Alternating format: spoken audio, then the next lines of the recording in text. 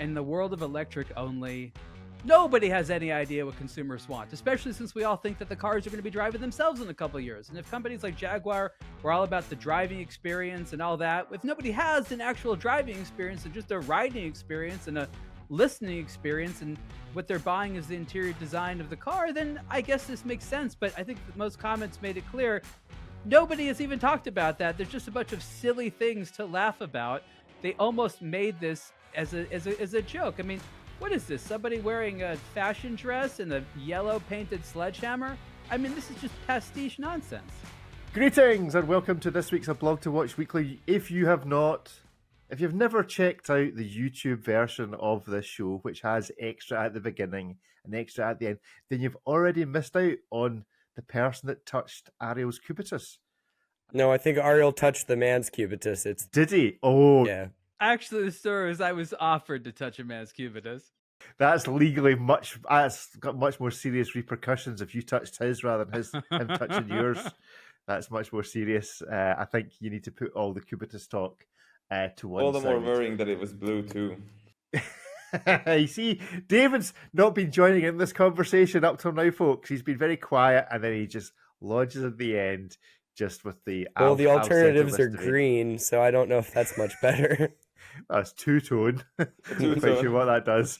Anyway, all right. Let's move on. Let's move on and go from one brand that's got all sorts of problems. Maybe is that a problem? Well, we like to maybe think it's a problem. Anyway, to another brand who have switched from Formula One. This is from WatchPro. From Formula One to yacht racing. So, folks, in the guess of where will Rolex put their money, who had more money into sailing really expensive sailboats as where Rolex was going to put their dollars? This is the biggest no news ever in the history of the watch industry. It's like so vanilla, it's crazy. I mean, Rolex has always been the kind of the luxury brand for the people, but it doesn't necessarily want to present itself that way. While you're far more likely to find one on some guy with bottle service at the club than, that man on his yacht. Formula One's become really, really mainstream in the US, and with, kind of just the party vibe that America's put on it, you can see Rolex trying to do something a little bit more elitist and luxurious. And if racing multi-million-dollar cars wasn't expensive enough, now you're racing multi-million-dollar boats, and it's a even more exclusive sport. I drive a car. I do not drive a boat. I own a car. I do not own a boat. So, this kind of makes sense. My take on this is that this is less about the actual audience watching and who goes to the events themselves. I think that a good point was made about the overall democratization of Formula One, which is actually a success story for Formula One because it means a lot more viewers. But similar to some of the complaints that were made about, soccer, football, the question is how many of those viewers are able to buy this product. So I think that Rolex made an interesting decision where arguably more of the people who are following boat racing are in a celebratory mood more often. And I think that's what Rolex is looking for. It wants to get its name in front of those people who are, again, more in a celebratory mood, pursue these sports as a leisure, as opposed to maybe the mentality of like, I'm watching it because I'm betting, or there's a drama related to it, because that apparently lends itself less to buying watches. So the interesting thing here is Rolex feels very confident in their awareness, and in their mind, I think they're going sort of for a quality over quantity play. But the reality is that Rolex needs to make up elsewhere because it does benefit from having a large amount of eyeballs on it, and it will undeniably lose some through the loss of Formula One. Do you think they will do anything watch specific in this sponsorship? They've always, well, to my knowledge, any of the events they sponsor, it's Rolex. It's not the Rolex Submariner or the Daytona that's on display. There's never a watch made specifically. There's not been a Formula One, I don't think. They have the Yacht Master, Rick. Like they've already, this is yeah. If anything, they're just assimilating their sponsorships to fit their catalog. You can't have a Yacht Master without being the master of the yacht. So now Rolex is the master and timekeeper of the yachts. But genuinely, do you think they will ever mention the Yacht Master specifically in this sponsorship, or will it just be Rolex? Yeah, they'll have ads for it where they'll have a boat in the background and stuff like that. You know, they've already had some of the people in the boating world that they've been involved with in the past wearing Rolexes and things like that. The funny thing is the flip-flopness. You know, LVMH was all about America's Cup and stuff like that. Still are. So Well, obviously, Omega is the main title sponsor for the America's Cup now, I think. yeah. So this is, I think, something where Rolex is trying to grow. They must know something we don't know. I think Ripley points out an interesting point that it's difficult for a lot of people to relate who don't have boating in their blood. But I think the reality is for those of us that have gone to some of these boating things, it's undeniably romantic. It's undeniably fun. It's undeniably even more elitist than car racing. That's true. And I think we can all tell why brands like to be part of that world. They are fun events, again, as as non-democratic as they may be. Hmm. Cool. Well, will anyone more likely to tune into yacht racing as a result of Rolex's sponsorship? Or are we just trying to think maybe we might get invited to something that involves yacht racing? Yeah, you know, the thing with boat racing is, bless them, they're never going to be as good of a televised or spectator sport as car racing. Car racing is like designed for television. It's probably even better to see it that way.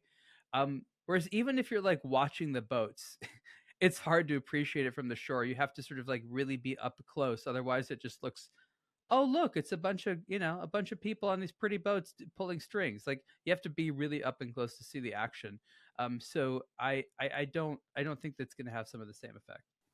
There we go. So Ariel sums up yacht racing: pulling strings. Ripley. Yeah, I mean, I think if they mandated that everyone wear a defunct Yachtmaster 2 and have to use it in race, I think that might make for some very interesting television, because that watch's interface, it doesn't at all for regattas in terms of pulling out the crown and using its bezel to adjust the countdown. But I think it's Rolex arguably has no more of like a boat racing pedigree than it has more of a boat racing pedigree than it does with Formula One. You know, the watch that it has for motor racing is the Daytona, which is famously linked to the 24 hours at Daytona, not Formula One. So it's there is a Yacht Master, and then they make an automotive watch that's really more for a totally different race and a different type of motorsport, still in a car, I guess. But I guess if you just look from like a branding perspective in the catalog,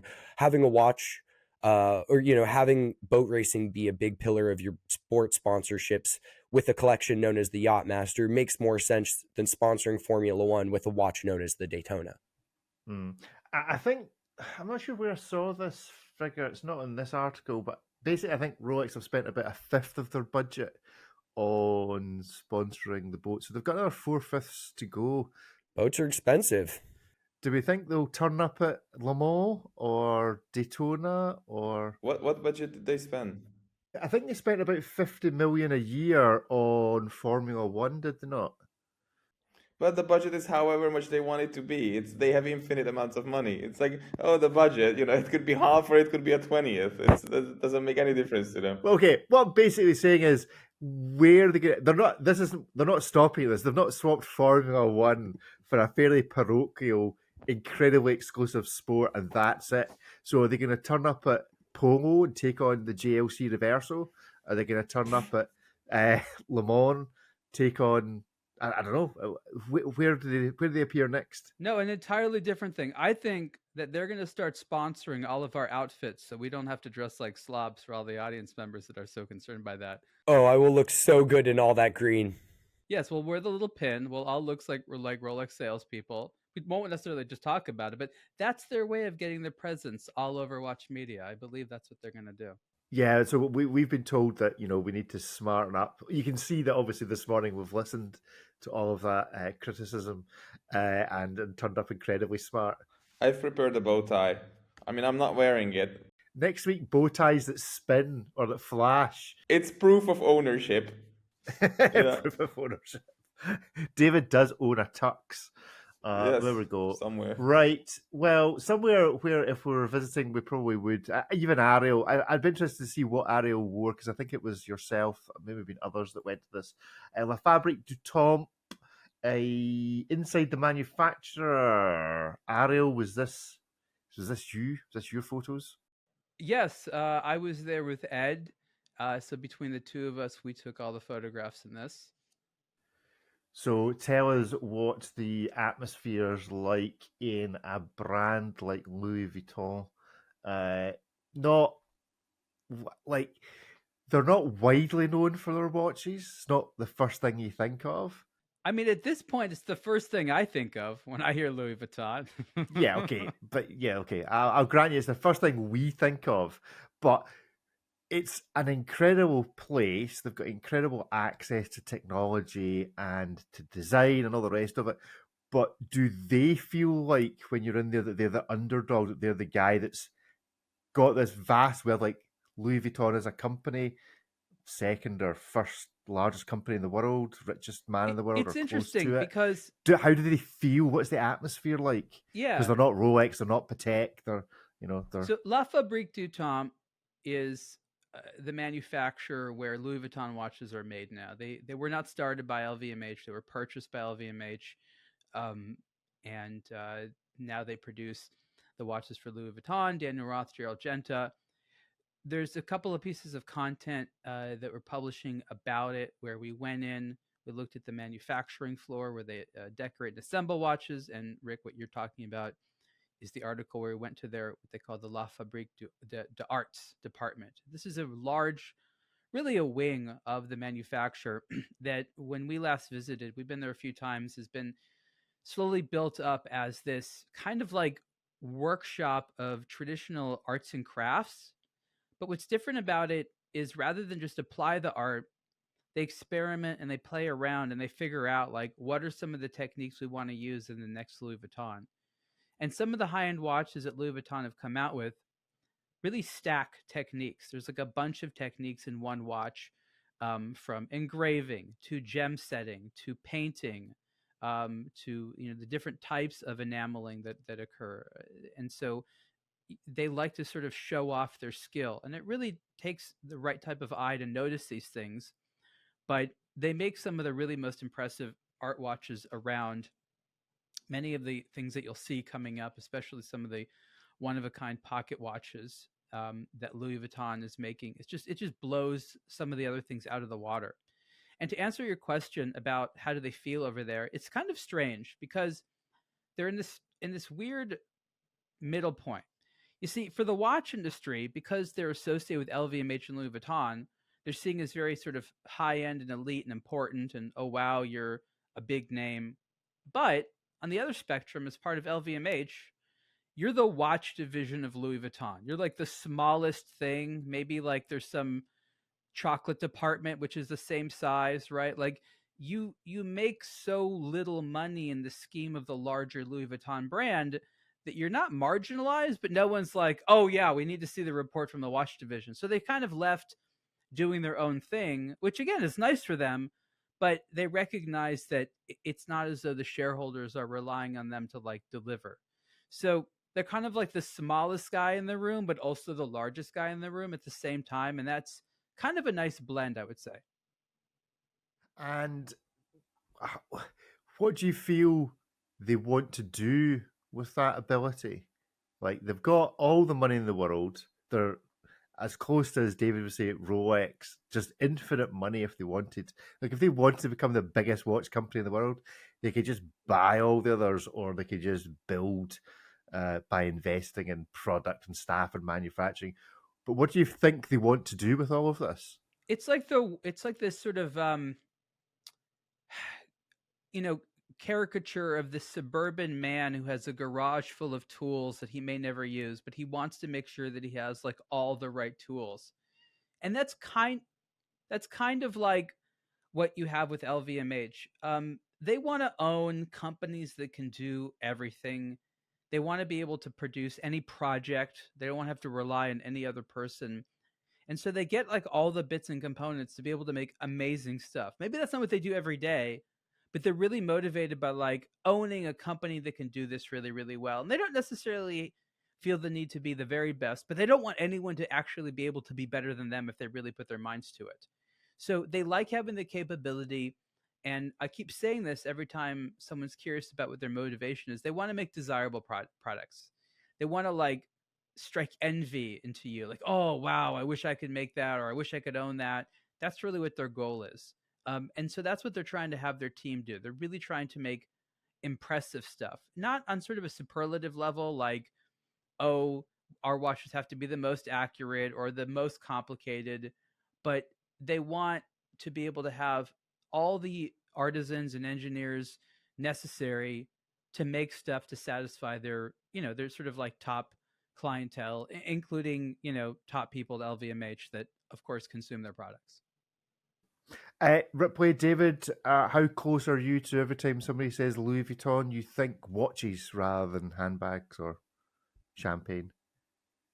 It's kind of split. I think just like their all over pattern that you see on the luggage and the purses and stuff is the first thing I think of, but that's not necessarily confined to any one product category. That's just kind of like their vibe, the brown and tan all over print thing.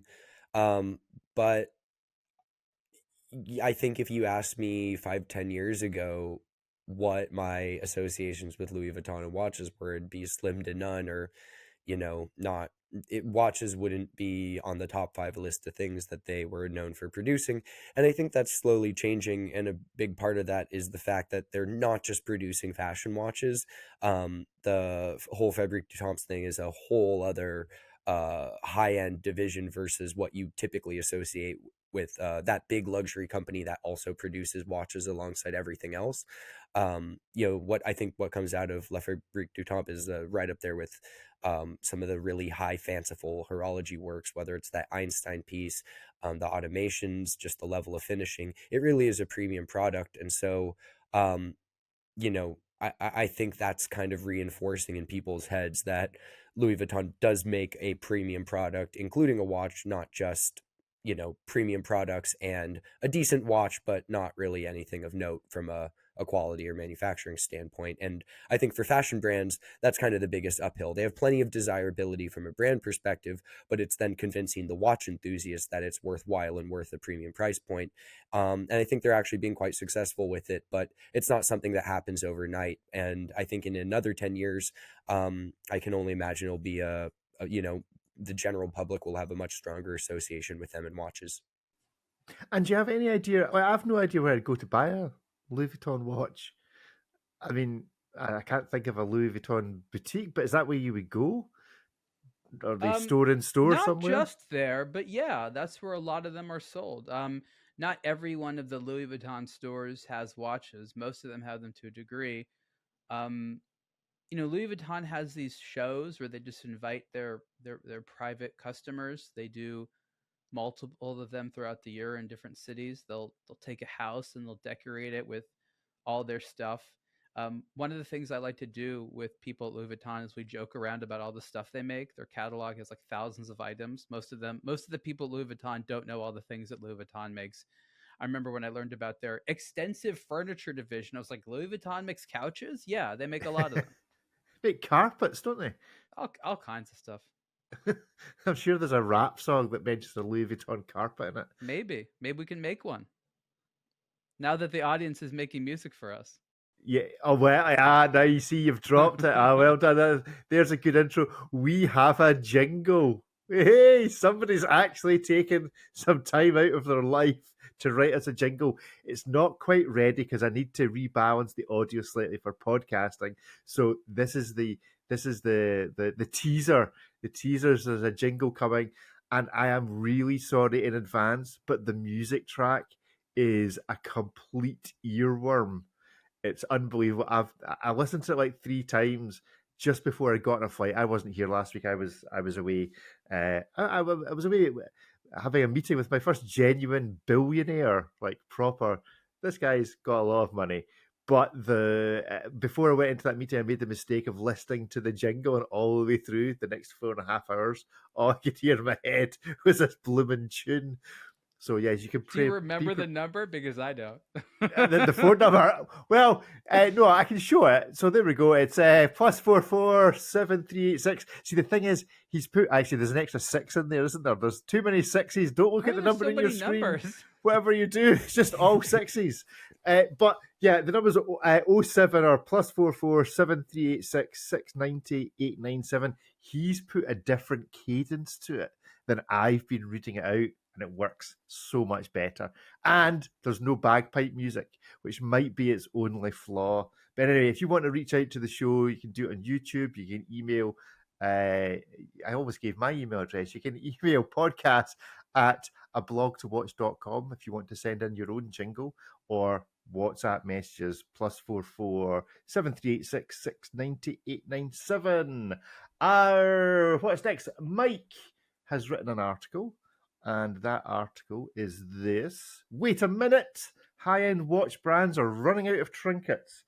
I think the basic premise of this article is you've got all of these, moon phases, chiming watches, perpetual calendars, all which used to be the exclusive high-end. You'd be paying 40 grand or more for them, and now you can find them in Christopher Ward's and micro brands, and wee brands that haven't been that are on AliExpress or whatever. GMT complications, which used to be 10,000-15,000 pounds you'd be paying for them, you can now get for a few £100 at the most. So I think Mike's question is, what are big luxury watch brands where this used to be their exclusive territory going to do about it, if anything? Discuss. Ripley, Ariel, David. I think that's a good point overall from Mike. I think this is very very true. In terms of manufacturing and design, it's been we've seen a massive democratization, and you don't have to produce tens of thousands of watches every year to amortize the costs. And we've seen brands like Venezianico, like I saw on there on the pictures, and many others get super creative. And this is also down to not just the brand but also to the supply chain that they rely on. Like this dial, I saw this dial in person, and it's frankly incredible the way that it is done. It looks cheesy, but it is also fantastic in the way that it is done. And for a long time it was, to me, unimaginable to see something as elaborate and as accurately crafted as this on a watch, anywhere below a 5-figure price tag. And here it is for like a grand or something like that, or probably even less. So I think it's a supply chain issue as well, or something like that. And it is true that brands, especially in the luxury segment, can rest on their laurels only for so long. I mean, it's very convenient for them that consumer focus has shifted towards brands. People like to wear a brand as opposed to a superior product. But that is only for so long till that lasts. And when that tide shifts, they will have to come out with something that is technically also superior. Yeah, it's not just the mechanics, as you say, it's also the dials and the finishes and the treatments and the materials that also seem to be becoming, I don't know if democratized would be the right word, but seem to be being pushed down, certainly the price bracket. Ariel? Exclusive goods and services have always been chased by competitors. There's always been a tendency for everyone to enjoy what the very few have. And then once technology catches up, craftsmanship catches up, the very few need to find something new, fancy that not everyone else can have. This is an ongoing game. And that's what we want in the watch industry. We want there to be such popularity around a complication, such as maybe a tourbillon, that it doesn't need to cost so much money to enjoy. And we've seen that just in the time that I've been collecting, where something like the tourbillon was necessarily expensive because it was so uncommonly produced. There was only a few people doing it. They had to do them by hand. And now, not too much longer later, you can have a full-on Swiss-made tourbillon for just a few $1,000 that when I started would have just not been available. And the stuff that was made in China would have been highly unreliable. Whereas the Chinese tourbillons in a lot of ways are totally fine. They're not necessarily as nicely made or as accurate, but they perform pretty well. And so why we don't have few $100 minute repeaters? Well, we do in the sense they're digital things. It just means it's a matter of time. So this is to be expected, and that's why people pay the expensive watch brands the big bucks. Now, I know that the mainstream is never going to have an appetite for, perpetual calendar, minute repeater, chronograph, equation to time, blah, blah, blah, blah, blah, because it's just not practical to have any type of, volume there. But with that said, the ultra collectors still love it. They love it when brands put research and development into coming up with new things.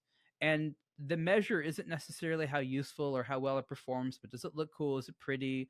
Does it have audacity, as they say? So there's still really a market for this. So I think brands need to continue to make these products. Some of the brands that we like the most still do that. I think Patek Philippe, for example, we give that company a lot of a lot of difficult words, but at the end of the day, they try to push the envelope. They have their advanced research division. They're doing stuff. And as you mentioned, it's not just in complications, but finishes and materials. Ceramic had a time where it was really expensive, then it got super cheap. We're starting to see that a little bit more with sapphire crystal cases, where there's a bunch of companies trying to do it for just a few thousand. When Richard Mille first did it, it was over $1 million. So this is to be expected and celebrated, and it hopefully motivates the high end to keep doing new stuff, or else, as we've been talking about, it does get boring and stale because they won't push themselves. I would like a microbrand to do an equation of time. Yes, please, and thank you. I does like at what point do the higher end watch brands that make these complications their bread and butter either need to start worrying, or we'll start seeing their execution of these complications and dial styles be rejected at the prices that are being asked for? Like, at what point does I would really love a GMT watch? At what point does a £1,500 GMT watch become a more acceptable purchase than waiting and buying a £12,500 one? If the average person does not believe that paying the premium gets you anything extra, then that expensive product loses. Today, the high end car, even if it, like, materials wise doesn't seem to cost that much more than the low end car, there's still a very real sense you're getting a lot more. So if you spend that more, you feel I'm getting something that other people can't have. If you feel like you're spending vastly more and you don't feel like you're getting more, eventually people will stop doing that. And I think that's where the bar is. David Ripley, any sign that we're seeing? I mean, obviously there's lots of sales and earnings problems in the watch industry just now. Any sign that that's being partially caused by the micro brands upping their game to be so close to production value of the big Swiss boys? Well, I think it just, it forces the brands to do something in, like Ariel said, give you something extra. If it's not, hey, we offer something like the thing itself, like a complication, a minute repeater, or a perpetual calendar, or a tourbillon, that you can't get at a cheaper price point, it has to come in a different way, such as the design, the level of execution, literally anything else. If you want a fast car, you don't need to pay $1 million. No one buys a Bugatti only because they want to go fast. You can get a very, very, rickety, poorly, finished, if you will, car that is in no way luxurious, but it's very, very fast.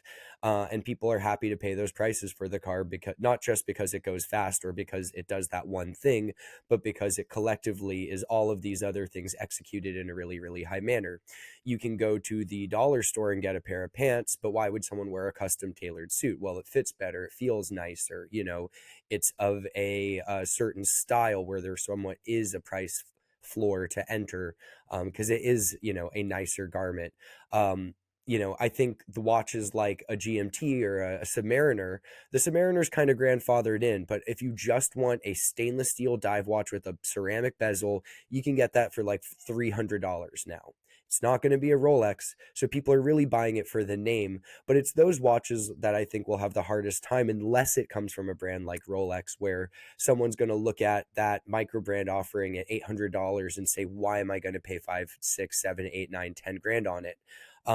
That $50,000 Patek, that $500,000 Grubel 4C, I don't care if it's a time only watch. People are buying Philippe de Fours left and right and paying well above, what the brand itself charges for them.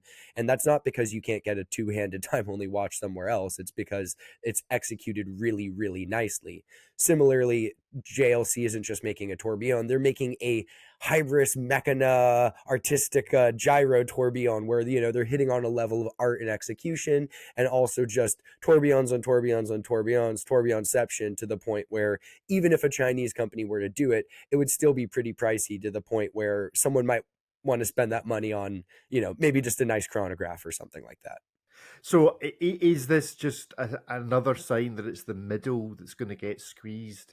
The Zenith, the Orysseys, those that it's really difficult to distinguish that the name is luxury because it's not got the name recognition of a Rolex or a Patek, but it doesn't seem to be producing that much better watch to the average man. The average man in the street looks at let's think of a brand. Let's think of Zenith, something that's Zenith shaped in a window, and then see something next to it that looks equally shiny, but it's by a micro brand, and looks at the price difference. The price difference is $4.5 grand or $6 grand or $10 grand, and goes, why? They ask themselves the psychological, why would I spend that much on a watch? And the answer, because it's a Zenith, is no one's answer to that question. Because it's a Rolex is an answer to that question. So how do these brands that are getting squeezed in the middle solve that problem? Doxa, which we'll look at in a moment, seems to have tried to solve it by putting diamonds on their watch. I'm not sure if that's a solution. I think there's an interesting answer to that, and I think that you sort of said it in the subtext. The middle is dependent on a upwardly mobile class. We'll call it the middle class, but it's someone who is moving up, but not at the top, obviously, right? So them spending what we'll think of as like Cartier money makes sense, but Grubel Forsey money, like that's so out of the realm of possibility, they won't even consider it. So watches now that don't have those customers either have to go one of two directions. They need to go higher end to appeal to those people who don't want to be reminded about how much money they are, but certainly don't want poor people to have the same things they do, or more democratized, because in today's world you can build a nice product for less, and you want to try to go with a volume play, and you want to try to be sort of a luxury watch for the working person. And I really see most brands having to sort of determine between one of those two directions. And in a sense, that's actually what most brands are doing, is they're not comfortable where they are. They don't understand the middle class or what they're doing, what they're not doing, but they sort of seem to get entry level or super high end. And that's where, again, a lot of brands are seemingly choosing one of the two sides. David, any final thoughts on this? Yeah, I mean it's an interesting situation. David looks wistfully out of his window in contemplation, first of all. It's just, why did I do this? I would rather write 1,000 words on this than get into this any deeper, to be honest. That's fine. Well, we'll wait for the article that goes alongside this. Right, before we play Hit Miss Maybe, let's have a look at this. This, as we've mentioned, this is a watch brand that it basically has only one product, and now it's decided the way to improve its station life is to add a load of diamonds to it. The Doxa SUB 200T diamond watches. Ripley, you wrote about this. First impressions as a concept, good idea, bad idea? I say it in the article, but I think it's a fairly self-aware offering from Doxa. The brand itself, I think they are one of a handful of brands that are kind of really championed as kind of a poster child from the golden era of mechanical dive watches. But let's be real. The entry point to Doxa's collection's just shy of $1,000. The models, well, not including some of the really premium ones, are typically priced, a couple grand, few grand or so. Just under that if you want one of the ones without a chronometer certified movement. And so they really are kind of a premium product. You're more likely to find one of a Doxa in 2024 inside a jewelry store or like a vintage watch boutique than you are a dive shop. And these watches I think are rather representative of that. And where the brand seems to be headed. As we were just talking about, brands need to make that decision to go either lower or higher. And if you go higher, you have to really substantiate that with something different. And in this case, it's diamonds. Going lower, it's a race to the bottom. Then you ultimately squeeze yourself out of profit and operation. So higher is what a lot of brands are doing.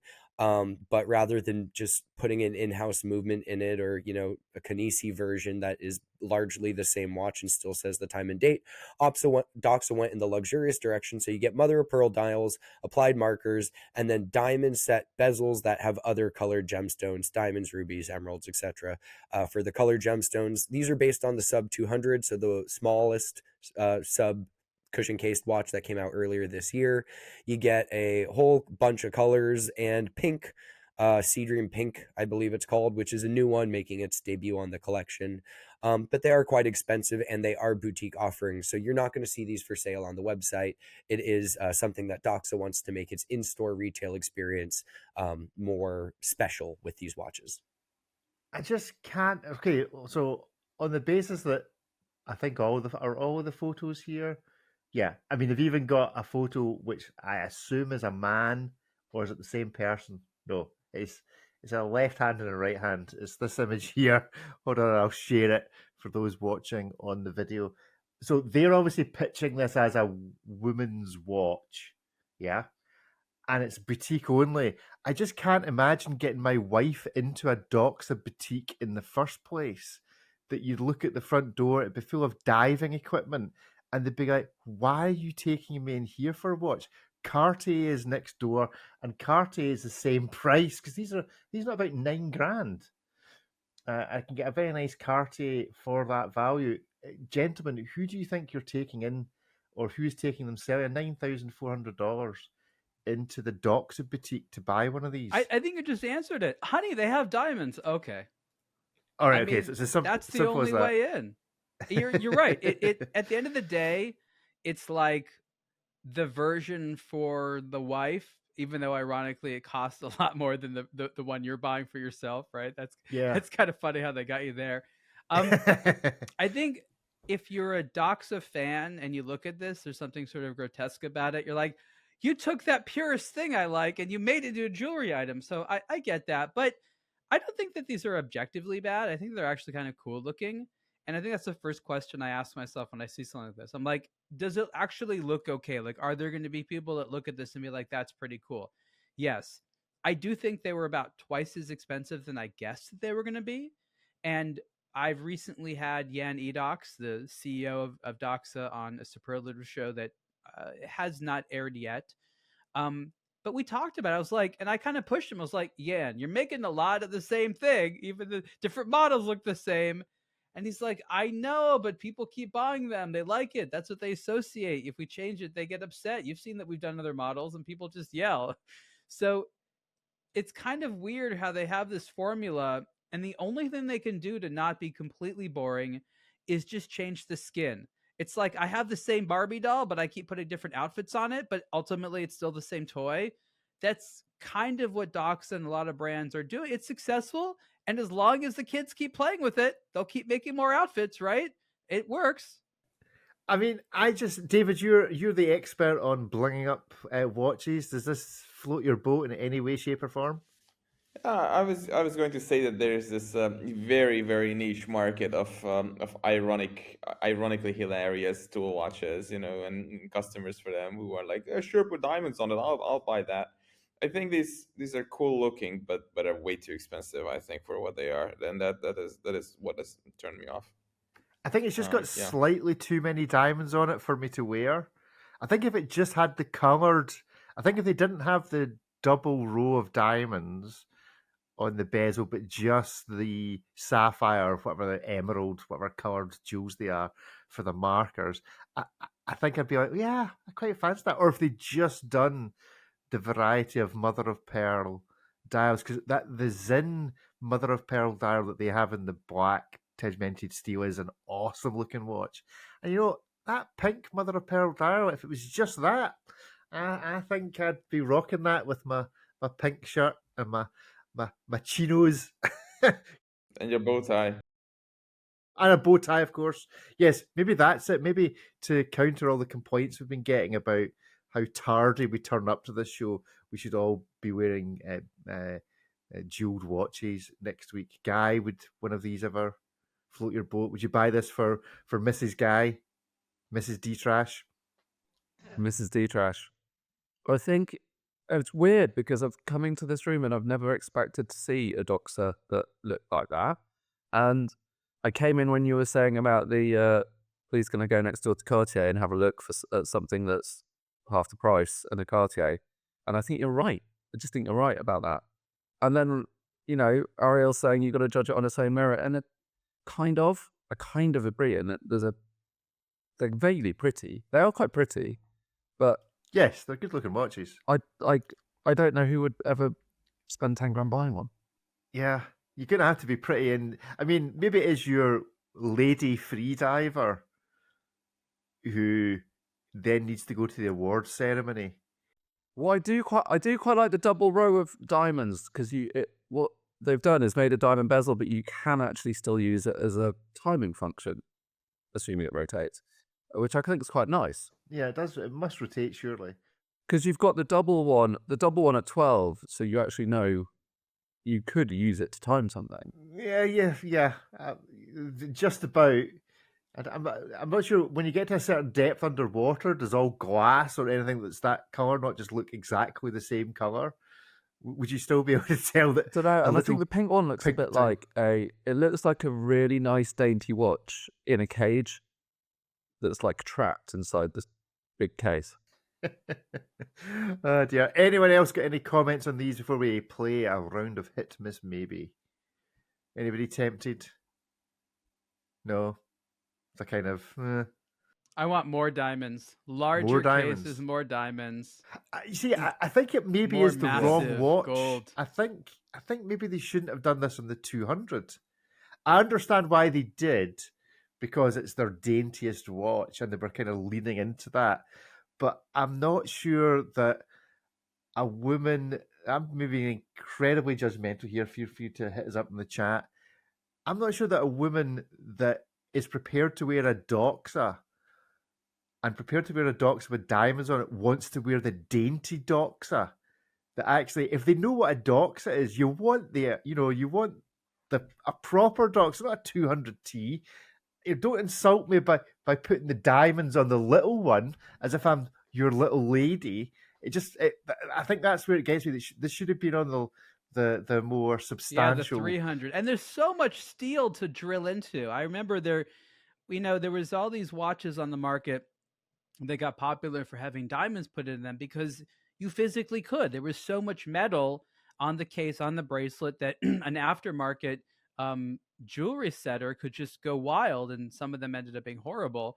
But like your average Doxa has like a huge amount of metal. You could do all kinds of stuff. I mean, I think the rappers can take off their diamond-studded Nautiluses now. Those are no longer cool.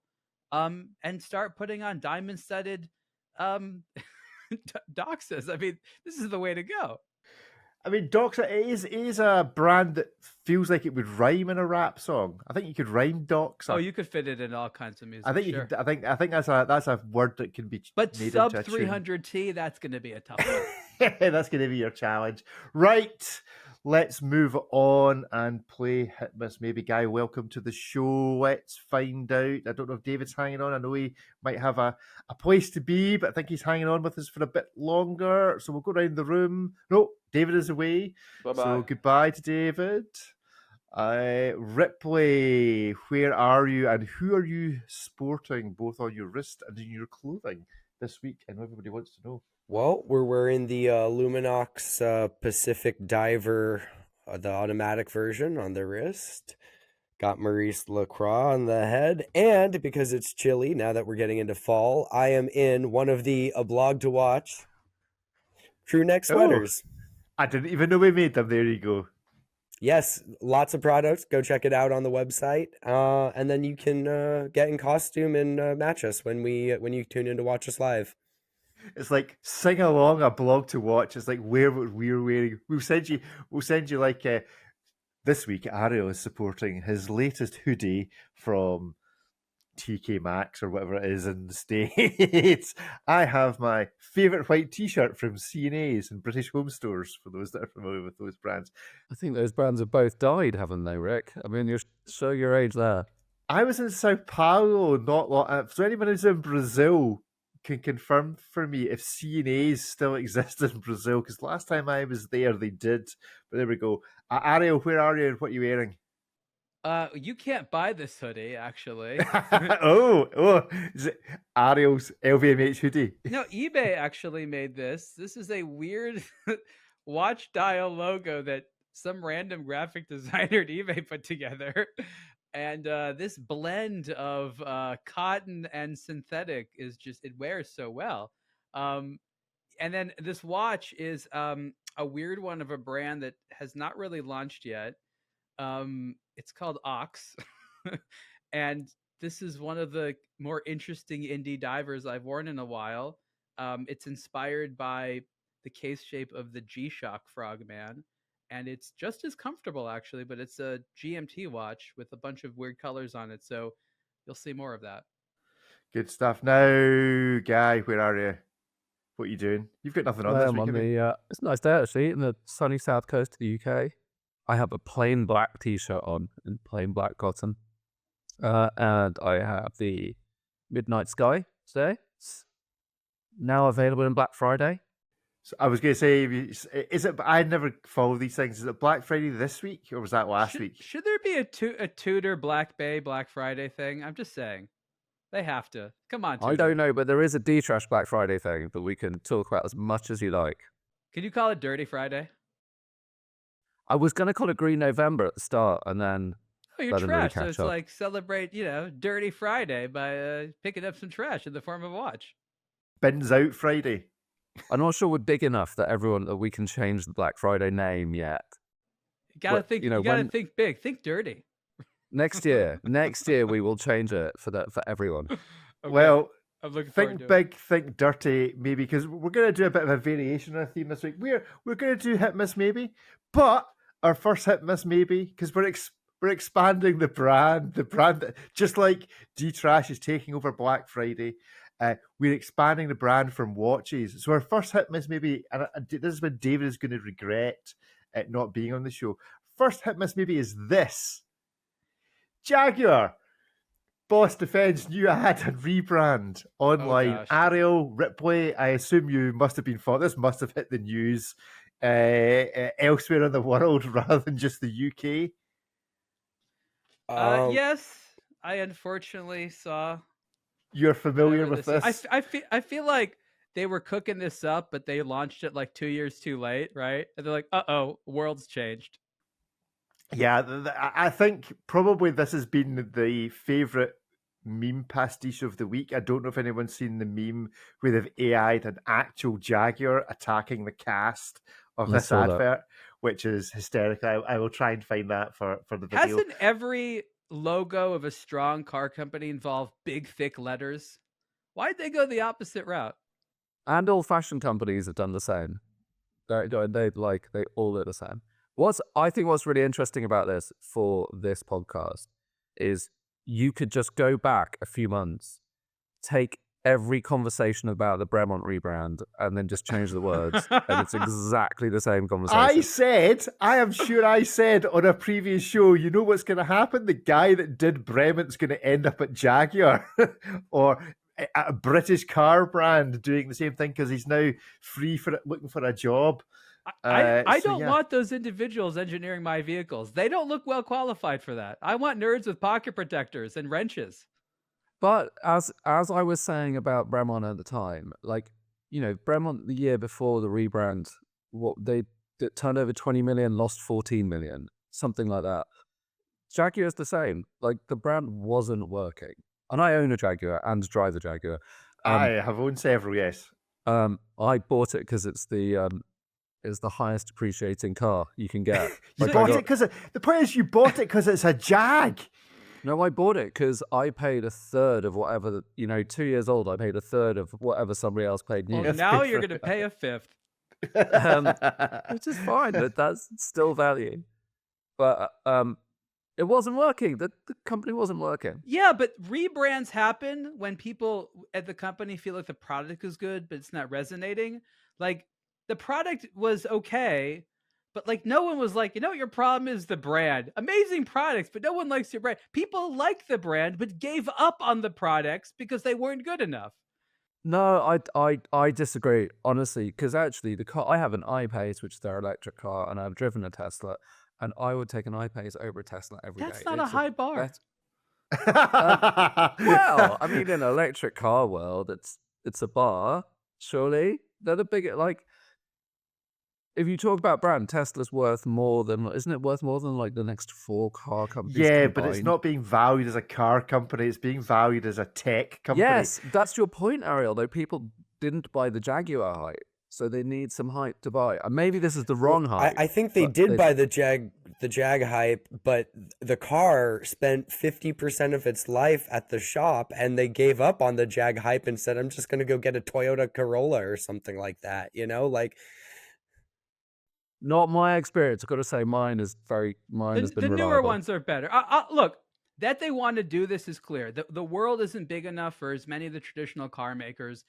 And the world of electric only, nobody has any idea what consumers want, especially since we all think that the cars are going to be driving themselves in a couple of years. And if companies like Jaguar are all about the driving experience and all that, if nobody has an actual driving experience and just a riding experience and a listening experience, and what they're buying is the interior design of the car, then I guess this makes sense. But I think that most comments made it clear nobody has even talked about that. There's just a bunch of silly things to laugh about. They almost made this as a joke. I mean, what is this? Somebody wearing a fashion dress and a yellow painted sledgehammer? I mean, this is just pastiche nonsense. But this is... So Rory Sutherland, who is a brand guru guy, was talking about this yesterday. And his point is, the people who are talking about it, like the petrol heads that hate it, would never buy this car anyway. And he said, when you get into the realm of electric cars, which is quite interesting, the cheapest electric car has the acceleration of a Lamborghini, has the kind of quietness of a Bentley. Like, though the traditional car brands cannot compete on what they traditionally competed about. Like, people don't... They'll all go around the Nürburgring quickly. They'll all be quiet. They'll all be comfortable. They'll all be fast, because all electric cars are. So you need to... And they'll all have to wait in line for a charge. Not eventually. That's true. Yeah, is that how all these people met each other? Is that the people in the video? Is this just like the meetup waiting for the charge? Yeah, that's the wasteland. No charging points. All we have is our hopes and dreams to fuel us. Listen, I went to a Jaguar showroom Sunday, and the Jaguar showroom is shared with a Land Rover showroom. And all I can say is the Land Rover salespeople... No, all I can say is the Land Rover folk are bricking themselves that they're next. I mean, Jaguar has physically stopped making cars. There are no cars on the production line at Jaguar at the moment. They've stopped making them. They've just stopped making cars. You can't order anything. There's nothing to order because everything from now on is going to be this electric car. And the main comment from the people in the sales room was, whatever it is, it better be the best thing. It better be so... it better be a DeLorean-like, or, something that works, hopefully, but that is so game-changing, even if it isolates 99% of the car-buying community. If it pleases 1%, 100%, then they've done the right thing. And so this car that they've teased... It's going to be pretty and mediocre. We know that. Pretty. Well, that's the problem. Mediocre.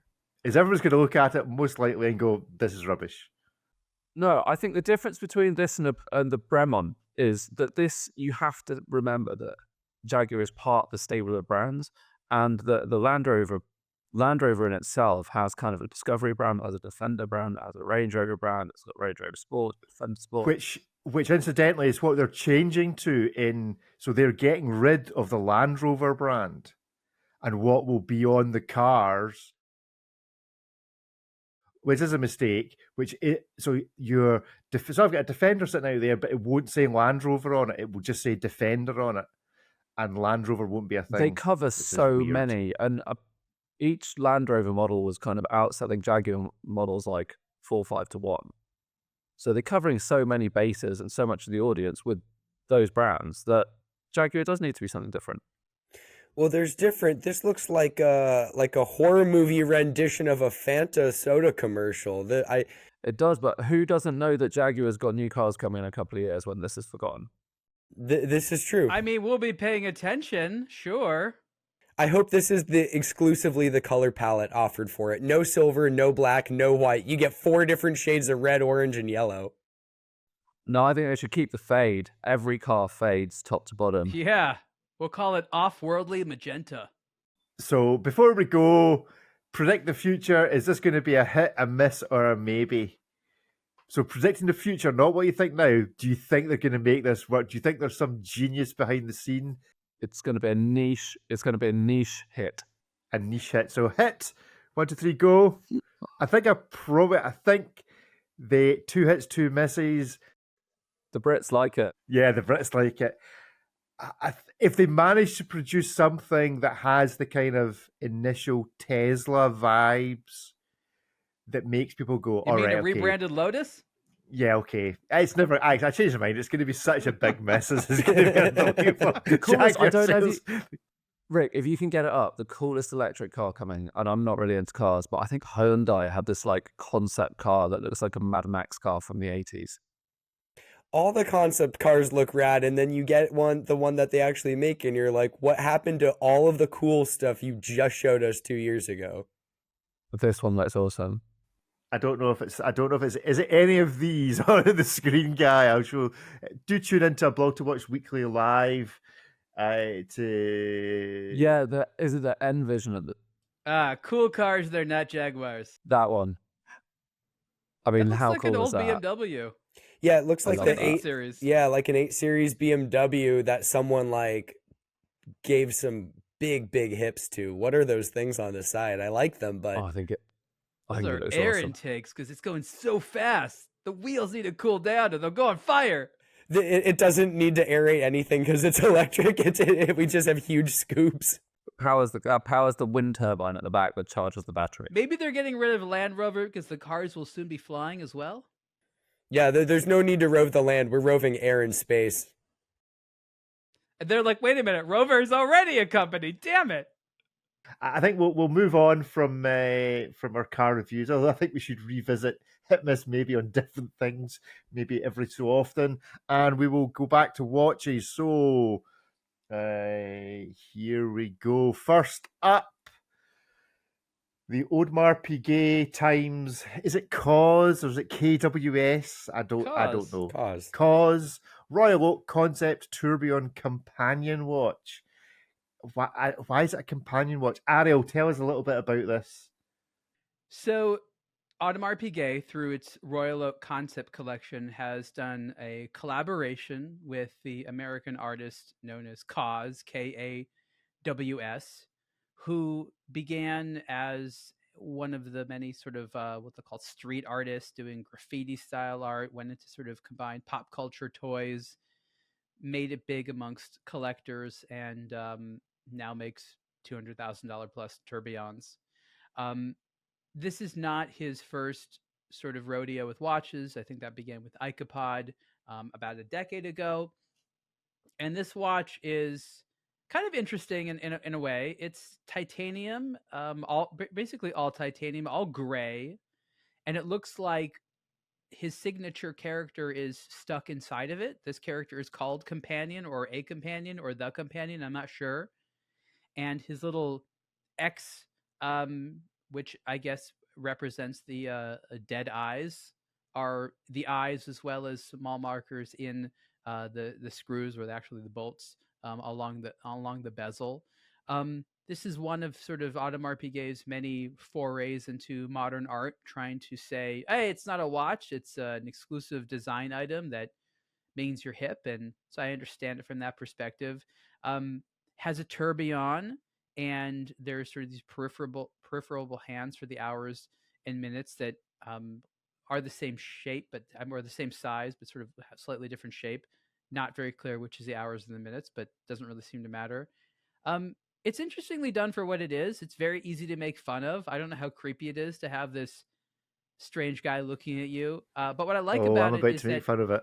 it seems to be the watch that KAWS, his name is Brian, made for himself, rather than just sort of like some third party doing it. So that he did it, I think, for me, is the most interesting part of it. Cool. Right. Well, let's give it a hit, a miss, or a maybe. 1, 2, 3, go. Hit, maybe. I think this is pretty cool, but that's not going to stop me ruining it for everybody. Okay, now, I admittedly, not everybody that's kicking about is a farmer, but those of you that might be farmers, the face on this watch is to me a little too resemblant of what you see when you're standing behind a bull cow looking up its spine, and I can't unsee that. So yeah, I'm sorry. While the watch is a hit, I really like that it's not. It does, although it's got a lot on it, it doesn't seem too fussy. It doesn't seem to be overdone, but it still looks like a farm animal from behind. Ripley, you gave it a maybe. Yeah, I gave it a maybe. I think there's a lot of things that are kind of cool about it. It's probably, in my opinion, the most tasteful of these character watches, although its competition being the Black Panther watch and the Spider-Man watch. I feel like that it wasn't hard. It reminds me of the collaboration that KAWS did with Nike on the Air Jordan 4s, which were like all gray with these kind of subtle design elements of his on there. So I think it kind of fits into the universe from that perspective. The thing that ruined it for me, I think it's cool. Like, don't get me wrong. If you were going to give me an AP and I was going to wear it and enjoy it, it was going to be one of these, character concept pieces, this is the one I'd want to have. I think it's pretty unique, and I think the design details are fairly tastefully implemented. But an Instagram account added a couple things to the hands of this, and I just can't get that picture out of my mind. So it's a maybe for me. I mean, if you guys want to hunt around on Instagram, I'm sure you'll find what I'm talking about. But it puts some adult things in its hands, and you can go take it from there. I think it's cool. I think for what AP is trying to do of like wearable art, I think this sort of, it does sort of check both boxes, and it does earnestly feel like something that exists in both brands' worlds. So, by far is it not the worst AP we've seen recently. Ariel, do you think this is a holdover still from Benny, or is this all been done under the new regime? It's hard to say. I don't know what the production time of things like this are, but I'm guessing this is a holdover because they had to do a lot of new engineering, and anytime new parts need to be made, I just know it takes forever. So I think this is something that the new management probably inherited. I give it a maybe because there's nothing objectively bad about it. Like it's decent looking, it looks nice, it looks comfortable, it's pretty thick, not super easy to read the time, but if you really want to impress the kids, boy, is this the way to do it. Maybe because it's not that thrilling. It's very expensive. For me, some people see certain things. When I see those eyes, I just think of Roadkill. Like every Roadkill cartoon I've ever seen is like this. And I just don't need to think about Roadkill as often as it will make me think about. So we all have weird associations with it. I guess that's part of the point of artists like this. Like, you don't have a weird cartoon character with dead eyes and assume that people are going to think about sparkling rainbows all the time. So yeah, it's art on a very expensive watch. Yes, so I think of one thing, Ripley thinks of another, Ariel's thinking of a third thing. Guy, does this watch make you think of something else too? So I saw someone on Instagram mock it up with a Hublot logo, and it makes me think of a Hublot when I look at it. But I don't know. I quite like the hour and minute hands. I think that's clever. And I don't like that watch anyway. I think it's kind of too bulky, and I don't really like it as a watch, even without this design on it. I don't like the superhero ones. And it's a maybe because there's something quite cool about it and I quite like it, but I feel it's like a bit like Dad at a disco, if you know what I mean. Like it's like, you know, Ariel said like, all the kids will come up to you and think it's cool, but they won't because it's like an AP, and that's not the AP. Like if it was a G-Shock and he did the same kind of thing and it was like 500 quid, I'd get it and I'd get who it was for. But I just think it's like AP isn't a street art brand. Is this the watch you're wearing, your new Jag? Well, they do like putting art on the street. FHB tried really hard to make them a street art brand. Maybe this is our answer to which guard introduced this concept. Oh, I forgot my favorite part of this watch. So there's a life-size statue of this type of companion that's going at the manufacturer. So you can be the AP fan who owns this watch and travels to Le Brassus and then sees like the big KAWS statue and then feel really, really cool. Like that's like those people that get to do that, that's going to mean a lot to them. They're like, oh, wow, this actually is a big deal at the manufacturer. I feel like AP customers are kind of people that would like call the police when someone was graffitiing outside and have it painted over. That was 20 years ago, sir. But maybe I'm out of date. You saw the Jaguar commercial. Those are the clients. Yeah, exactly. They are definitely not AP clients. But the new one is. That's what they want to be. Is that what we're saying? Jaguar wants not to be associated with, I don't know, Brements. It wants to be associated with AP. People that buy APs also buy Jags. The only thing I'm surprised about in this is there's no lume shot. I would have thought there was the opportunity for some pretty cool lume in this watch, but there doesn't appear to be any. There might be some on the hands. Well, I don't think you wouldn't get enough lume on the hands to be able to tell the time, would you? You just get a bit of random glow at night. Yeah, a random glow. But there we go. So that is our watch from AP. Let's now keep with the grey thing, because when I first saw the shots of this, I thought it was that Omega had only released black and white pictures of this watch, and I was waiting for some colour. The new no-date Omega Seamaster Diver 300-metre watches. Truly the greyest watches for a grey day. Maybe they're the ultimate in a Scottish watch, who knows, but this is something new from Omega. Yeah, it is a new Omega, but is it a hit? Is it a miss? Or is it a maybe? 1, 2, 3, go! Hit, maybe. Despite the fact that looking at these at first, I thought someone's made a mistake in the PR department and only set the black and white version of the photos. When you get to it, it's pretty cool. Love it. I would have a date. I don't have a problem with the date.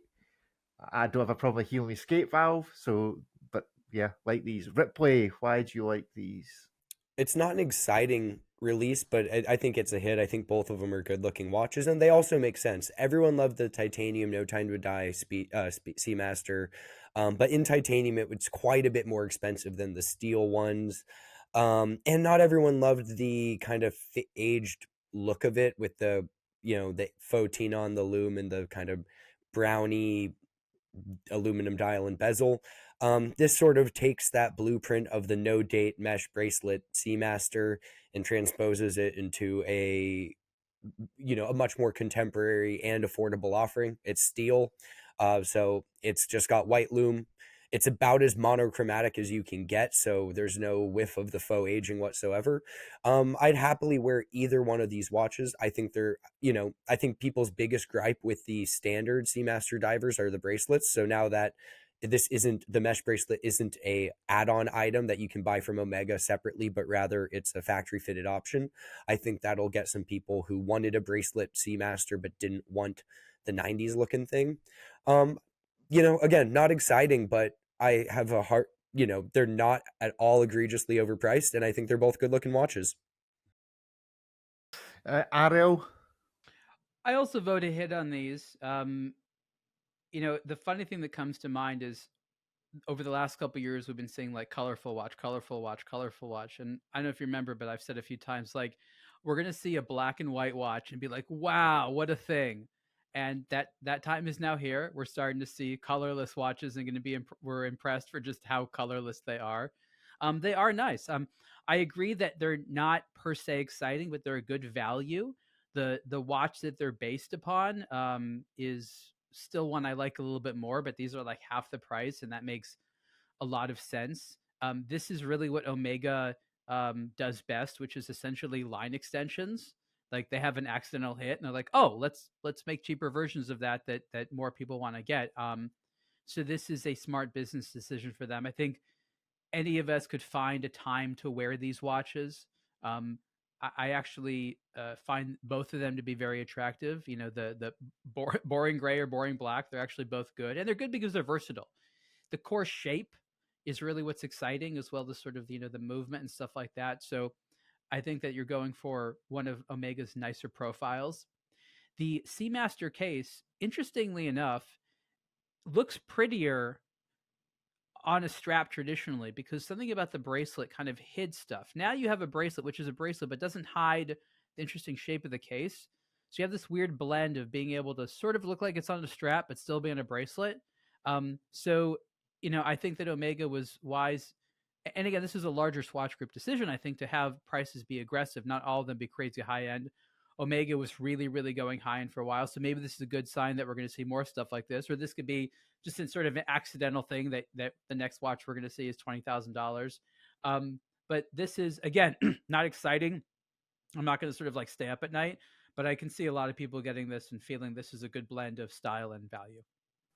Yeah, in my airport journeying in the last week, I did try on the Omega X33 and what's their deep sea monster Ultra called? Deep? The titanium Deeper one, sea. the ultra deep, the deeper sea. I tried on the ultra deep, and I have to say, I think I might be becoming an Omega guy, not a Speedmaster. The Ultra Deep is cool. I totally thought of you when I wore that one. It's like a Panerai. It's like a Panerai. It was overpriced. Great. It's big. It's overpriced. Has no purpose really.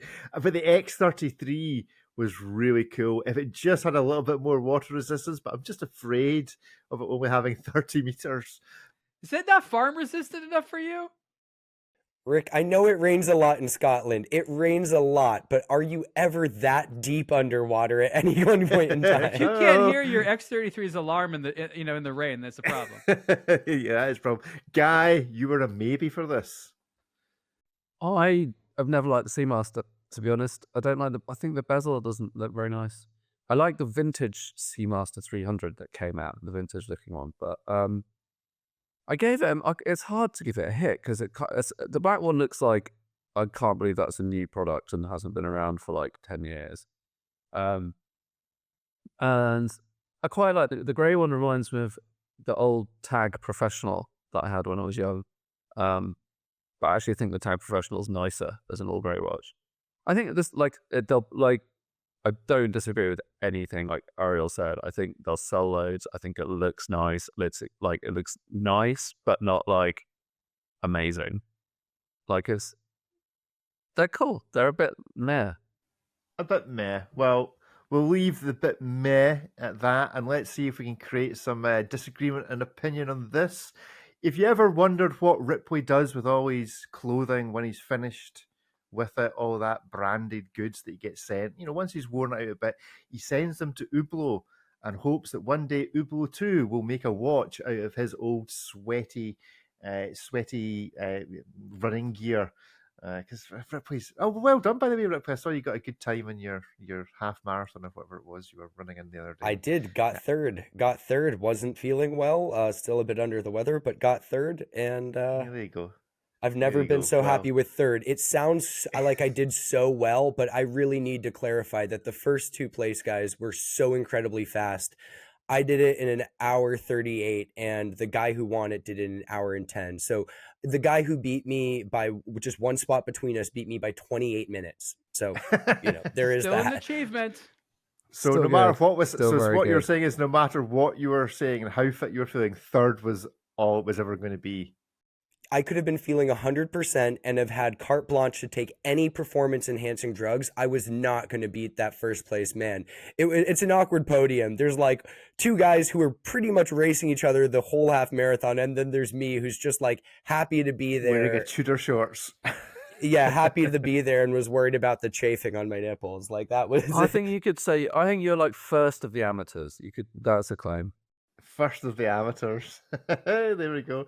Right, well, let's look at this. This from Hublot, the Novak Djokovic Hublot Big Bang Unico watch made out of tennis balls and Novak's sweaty clothing. Ripley, tell us a little bit about this. Novak's been Djokovic's been a Hublot ambassador since 2021, I believe. He's obviously had a lot of success since then. Last year, 2023 was a big year for him. He won his 24th Grand Slam title, which gives him the most of anyone ever.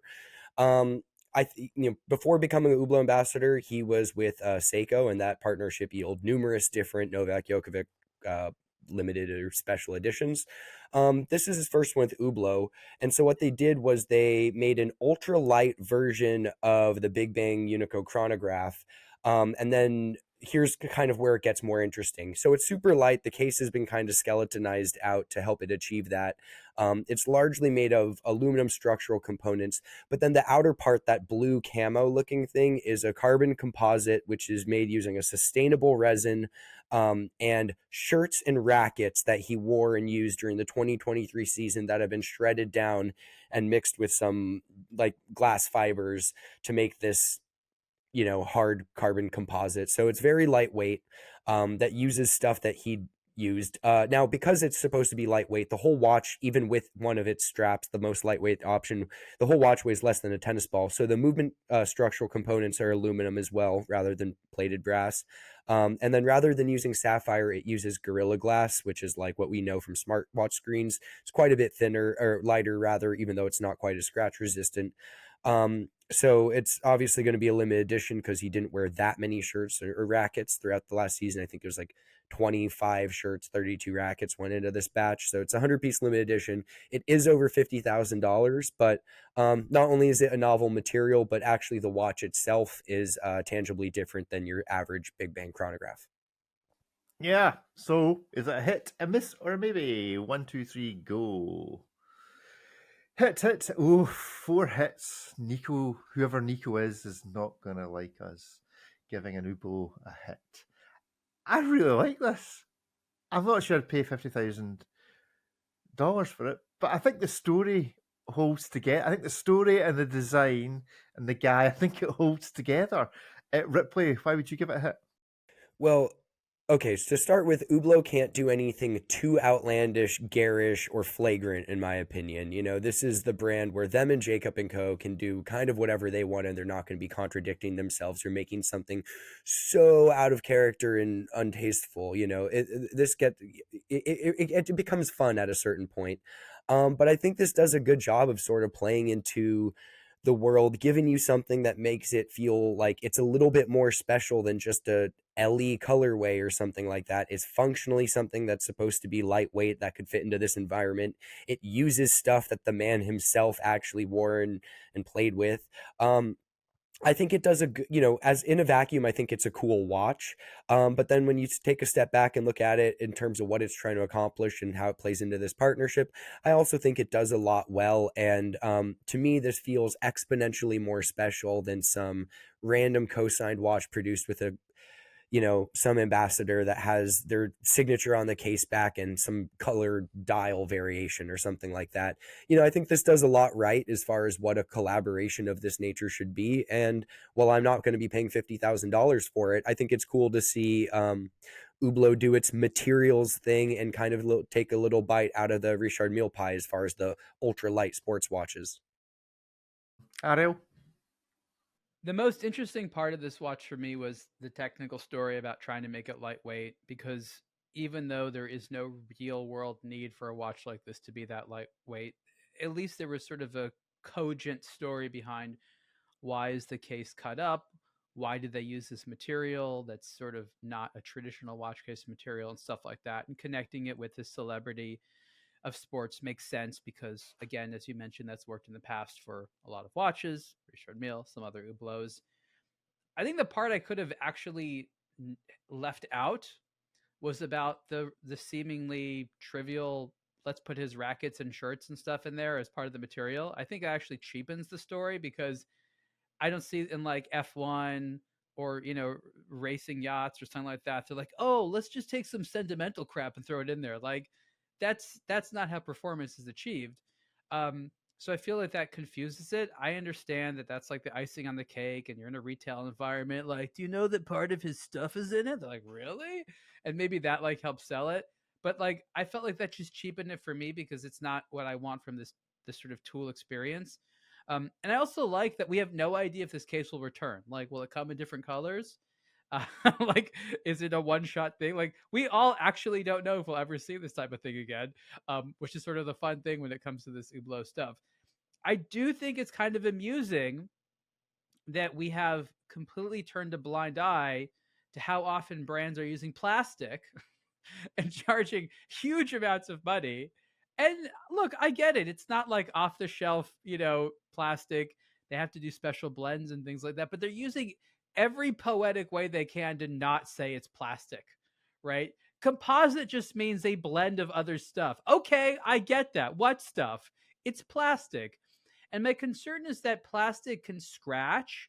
The better ones don't yellow over time, meaning they don't discolor.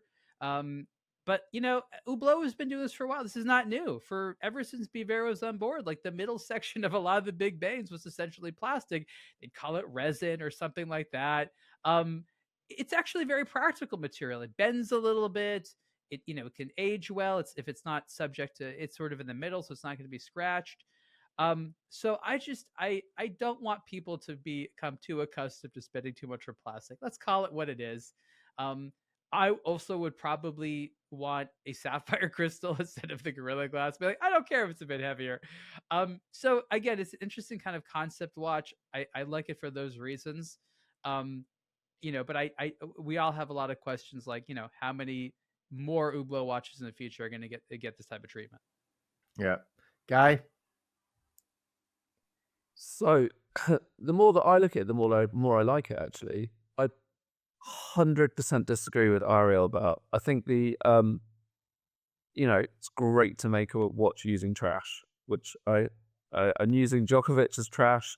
It does support your brand, guy. Thing. That's true. It does. It's very supportive. It's a $50,000 D trash. Yeah, it's a $50,000 D trash. Exactly. You're not reaching high enough, Guy. You need to value your trash more. Well, Guy, I can send you some of my old clothes. Do you want to repurpose? Yeah, just mulch it up with some epoxy resin. Right, okay. Everyone get a layer off now. Come on, let's send it all to Guy. Start going through the trash at celebrities' houses, and you can have some of the same stories. Exactly. Well, yeah, but I think that's really good. And also, I think if you think about, diamonds are valuable because they're rare in theory. Like, there is a rarity to using one of Djokovic's old rackets or his old clothes. And that's what you've got. Oh, you just had up. So I like that. I really like that element of it. There's better watches made with trash out there, but I like that. Would it not have been more valuable to make the watch just out of plastic and send you a framed, signed Djokovic old shirt and an old tennis racket? The boring way to do it, and this is way more inventive. Included with the watch and 4 straps are a wristband and a polo shirt signed by Djokovic. So you do also get additional signed clothing items, and along with his actual sweaty implements. How are they making any money? And also, I think, can everyone just appreciate? I love the tennis ball colored button is amazing, and they've changed the screw. I think they've changed the screws to make them like tennis bally. And well done them for doing that, because I think that's like one of those details they didn't have to do that makes it look really cool. I just quite like it. And I can't believe I'm saying this. It's neat looking. It's quite a good price for what it is. Like, okay, Guy, again, we take. I wouldn't buy one, but like, I'd buy it over. I'd spend 50 grand on this over the AP at 200. Like, I think this has a proper. You'd get more wearing time out of the Hublot. One thing to appreciate is since the brand isn't using its standard 8-shaped screws, presumably they had to fabricate another tool with that wave line thing and the domed profile to open the watch up and make it. So there's also that. Somebody else makes screws that shape though, do they not? With the little S line with the domed head? There's probably something like that out there. There is another brand that does this for all their screws that like no, it's not FPG. There is a brand somewhere that I've seen this screw shape before. There's been similar stuff. It's true. Somebody else does this. Yeah, so there you go. So who'd have thought it? Who'd have thunk it? Hublot gets a clean sweep of the voting. So that's it for our main show this week. If you care to hang on or go and look at the extra time that we have on the aBlogtoWatch Weekly Live channel or the aBlogtoWatch YouTube channel later in the week, then you will get to see a little about a watch. Well, maybe it's not a watch, maybe it's something else artistic that we might play hit miss maybe on next week. But other than that, it's goodbye from all of us on this week's show just now. Goodbye. Bye, everyone. Bye, everyone. Goodbye.